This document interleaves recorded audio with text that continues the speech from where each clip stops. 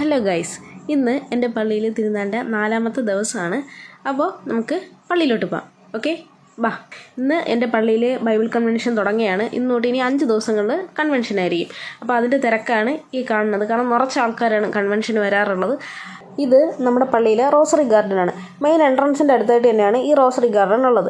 ഇവിടെ നമ്മൾ ജപമാല ചൊല്ലാറുള്ള, അപ്പോൾ ഓരോ ദിവസവും ഓരോ രഹസ്യങ്ങൾ വെച്ചിട്ടായിരിക്കും ചൊല്ലാറ്. അപ്പോൾ ഇതിൽ സന്തോഷത്തിൻ്റെ രഹസ്യത്തിൻ്റെയാണ് ഇവിടെ കൊടുത്തിട്ടുള്ളത്. പരിശുദ്ധമാവനായി കന്യാമറിയം ഗർഭം ധരിക്കും. അപ്പോൾ അതിൻ്റെ മംഗളവാർത്ത അറിയിക്കാനാണ് ഗബ്രിയേൽ മലാഖ വരുന്നത്. അപ്പോൾ അതിൻ്റെ ഇതാണ് ഫസ്റ്റ് ഇവിടെ നമുക്ക് കാണാൻ പറ്റുന്നത്. എലിശ പുണ്യവതി ഗർഭിണിയാണെന്ന് അറിഞ്ഞപ്പോൾ മറിയം 3 മാസം പോയി സന്ദർശിക്കുന്നുണ്ട്. അപ്പോൾ അതിൻ്റെതാണ് ഇവിടെ കൊടുത്തിട്ടുള്ളത്. അടുത്തത് നമ്മുടെ ഉണ്ണിയേശുവിനെ കാലത്ത് പ്രസവിക്കുന്നതിൻ്റെയാണ് 3ാമത് കൊടുത്തിട്ടുള്ളത്. അടുത്ത ഉണ്ണിയേശുവിനെ ദേവാലയത്തിൽ കാഴ്ചവെക്കുന്നതിൻ്റെയാണ്.